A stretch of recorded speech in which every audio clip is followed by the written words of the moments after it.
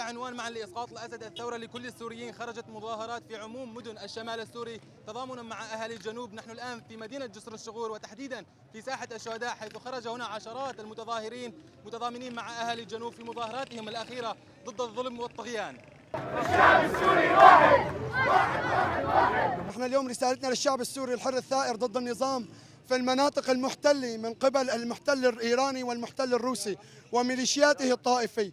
رسالتنا من هون، نحن خلال 13 عام نحن شعب واحد مستمرين ضد إقلاع قلع وإسقاط نظام الإجرام وحزب البعث، الحزب البائد الفاشي الطائفي الإرهابي اللي ما بيعرف غير القتل والقمع والاستبداد والإرهاب ونهب خيرات هذا الوطن.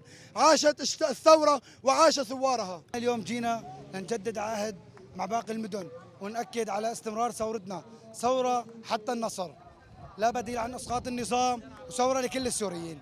طيب اليوم رسالتكم الأبرز للأهالي بمناطق النظام شو هي؟